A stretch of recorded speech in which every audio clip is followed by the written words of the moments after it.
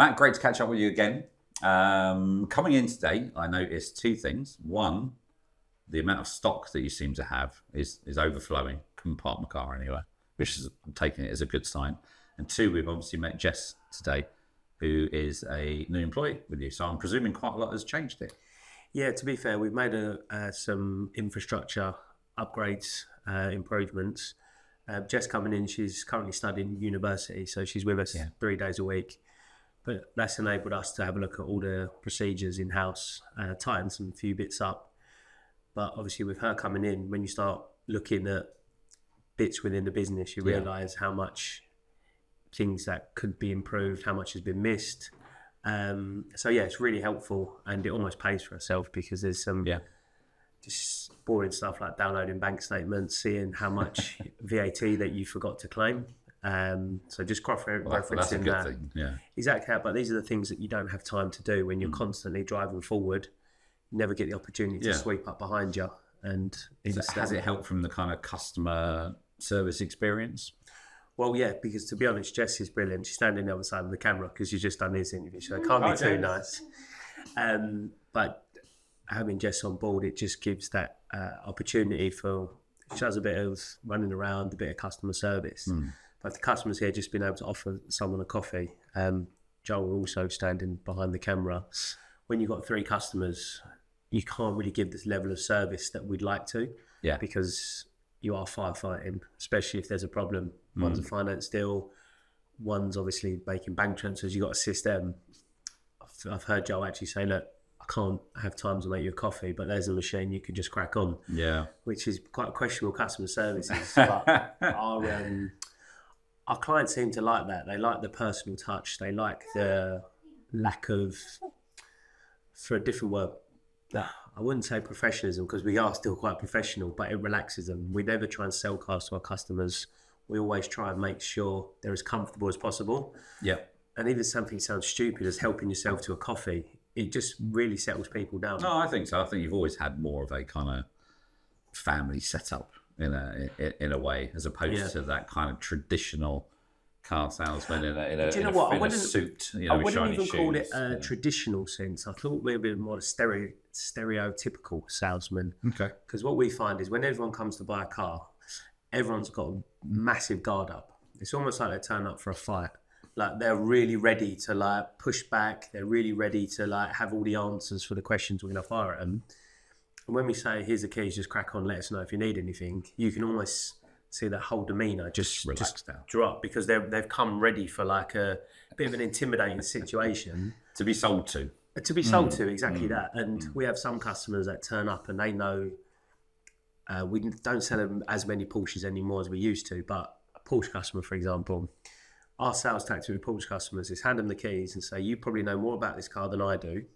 So if anything, I might be asking you the questions, but if you need anything from me, let me know. And they do seem to like that approach. Obviously, it's not for everyone, but for us, like I said, we're not salesmen. We buy and sell cars, the nicest cars that we can find, and prep them to the best of our ability. You either buy them or you don't. Absolutely. That's where we're at. Obviously, you work by appointment only here. Yeah.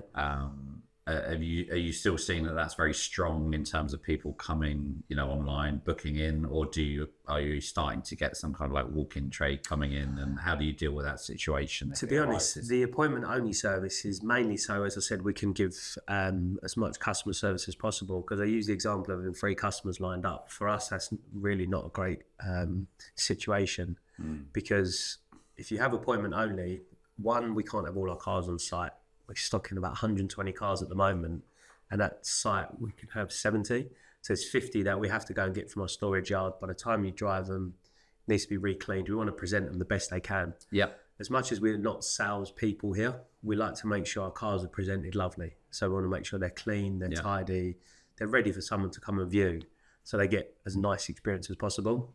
So the appointment only service works well because we want to make sure we have the time for the customers, and we want to make sure the car is presented well.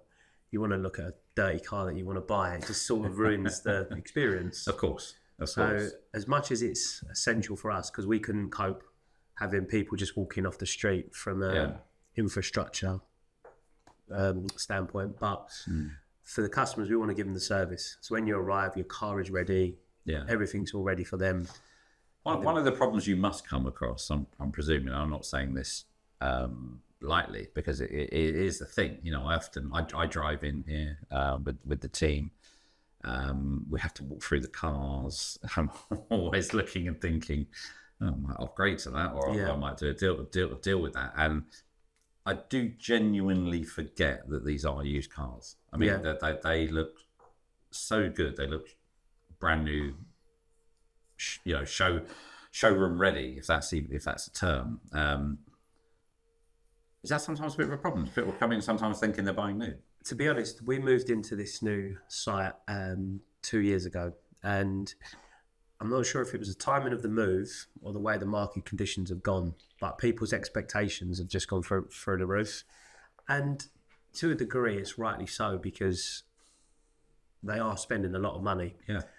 And it's very difficult to, obviously, I'm quite an open person. You try your best to prepare cars the best you can, but you can never get them to 100%. But people's expectations have definitely increased. And if I don't do it, they'll go and look at 5 other cars, and one of them 5 would do it. So you need to get that balance between, you can't make your cars perfect, otherwise you'll be out of business in 6 months. Yep. But you need to make them to a very high level, just because when they come in, they're under our lights, and the lights are very brighter. So what we would have got away with previously in our outdoor space, the lights show up quite a lot. Okay. But it does force you to be better as a business, I'd say. Yeah. You've got to keep moving forward and keep going. Our valeting costs have gone through the roof, because obviously you need to make them as best as you can do. We used to flat and polish 50% of our cars. It's now become 100% of our cars, just to bring it up to that showroom. But obviously that comes at a cost, that comes at a time element, and it's just where we are. As I said, of course, people's expectations have gone up, but I think that's across the board, really. People are now willing to research. It's not a rush purchase anymore.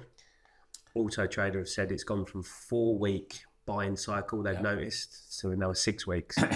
Yeah. So it's an increase of 50%. So that just shows you the amount of research time people are taking. Absolutely. I mean, we find that a lot as well now with regards to, you know, the marketing side, is that people will go through several due diligence periods. So whether they find it on the website and then they want to go and look at, well, how do they represent themselves, whether that's LinkedIn, YouTube, whatever it is, or even vice versa, back to where it is. So I think people have got a bit more time now, and as you say, money's a little bit tighter, so therefore they want to know that they're making the right choice. This also comes from our sales, don't use liking the word tactics, approach, our sales approach, because 9 times out of 10, they've half made their decision already, because they wouldn't be here if they hadn't narrowed us down to a short list. So it's our job really to put our best foot forward in terms of customer service. We always try and look after our customer, make sure our reviews because as much as people have a good experience, very rarely do they take the time and sit there and review it. So we do ask and put incentives in for customers. If they can give us a review, they get a free cup of coffee. And it's just these little small details that we never used to have to do. Even sitting here talking to you, like we had someone who narrowed down a short list, and they looked at our YouTube channel, see myself and Joel seeing what we do, our processes and stuff. It just sent them to us rather than the 3 other short lists. Exactly, they would just need to feel comfortable. Very good, very good. So I suppose that just to kind of wrap up, is there anything now that we're into a new year, 2026, is there anything new that's come from the industry or services or products or anything like that that we should know about? It's quite interesting at the moment, because it seems to be a bit of a shift in change in terms of remarketing. Obviously for us, Auto Trader is a huge part of our business. We've seen a couple of other platforms starting to push them as well, which is good. Competition is good for us. Of course. Auto Trader have just responded by giving us a deal for 3 months. He was in today, that's why I'm just racking my brain. 3 months level up package, which means we jump onto the next level for 3 months, just to see if that assists our business. But it's a bit of a double-edged sword, because if you see the increase, you want to stay up there. Of course. Auto Trader are very, very clever. So they're And what about from a customer point of view? Anything, I don't know, tires or I think before we were talking about something where you said one's a snooker ball as opposed to like a golf ball, and those types of things. Anything new or anything. What changed? we're trying to do by obviously increasing the infrastructure, be able to do a bit more of a sales handover. So as I said, when we've got 3 customers in the office all hand over their cars at the same time, it's a bit of a essential parts only. Whereas obviously we're trying to get more of a handover process, so we can, as you said, talk about things like the paint protection, gap insurance, tyre and alloy wheels, all the extras with the cars. I know they've got a stereotype of being just like an add-on product, like a salesman type thing, but they are actually really good. Yeah, I've seen them. Yeah. I had a guy come in this morning. Funny enough, I go Spurs with him. I'm not sure if I'm a Spurs fan. I don't. I don't think that's very good. Some will laugh at you, and some Exactly. will be on your side. Don't worry. But a guy that I go Spurs with, he just bought a Ranger off me this morning because he had his truck stolen, but he had gap insurance. So it was ideal for him. He's had his truck stolen, which ain't great, but he's got his gap insurance. Yeah. They paid him out. He's come and bought one off me. So And suddenly it wasn't an extra. It was a necessity. it would have cost him a fortune because obviously insurance pay out the trade price, obviously valued for 2.5 years. So them products do work, but you need to sit there and explain the products. Yeah. And you need to obviously not sell them because every product isn't right for the person. No. But you need to sit there, understand their wants, their needs, what they're using the vehicle for, and then you can give them the best. And the changes you've done to the infrastructure have given you the time now to be able to do this. Yeah, of course. We've got a new after sales manager in as well now. So obviously when you've got a sales call coming through and an after sales coming through, as the owner of the business, I want the sales call to be answered because that's how we pay our bills. But these after sales calls are just as important because obviously, unfortunately, when things go wrong, these are the people we mentioned before about the reviews. Yeah. If you don't answer the after sales, they're very quick to put the reviews on. So we just got to keep on top of that. Because, And also, you want a happy customer and you want a happy referral. Listen, there's a good saying that repeat business is best business. So we like I said, we put some different layers in this year. Obviously, it comes at a cost, so we do have to sell some more cars. But we had a good January. Yeah. But being more efficient as well. We spoke about making sure the costs are effective as possible, so that extra layer of infrastructure and extra cost will save us some money as well as being able to offer a better service. Perfect. Okay, Matt, great catching up with you. Look forward to seeing you for the next one. Fingers crossed.